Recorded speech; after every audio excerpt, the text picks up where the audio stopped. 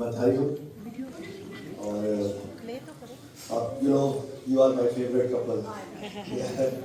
तो मेरी तरफ से एक पंजाबी में एक नज़म है लिखी कि ए खुशियां दी रात मुबारक, ए खुशियां दी रात मुबारक, 25 साल का साथ मुबारक।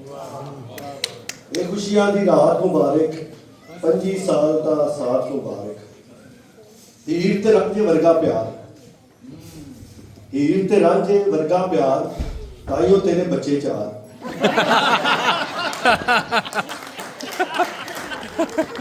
Very good. हीर ते रांझे वर्गा प्यार, ताइयों तेरे बच्चे चार।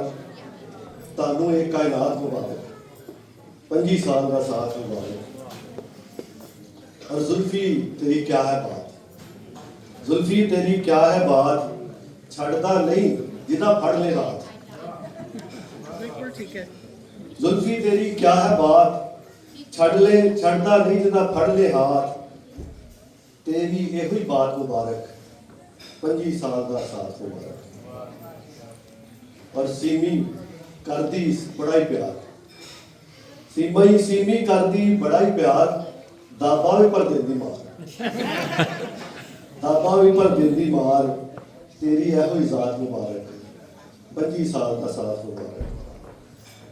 और घर तागे विच खुशियां वसन, घर तागे विच खुशियां वसन, खिड़ खिड़ खिड़ खिड़ गलियां हसन। खुशियां दी बारात मुबारक, 25 साल का साथ मुबारक। Thank you.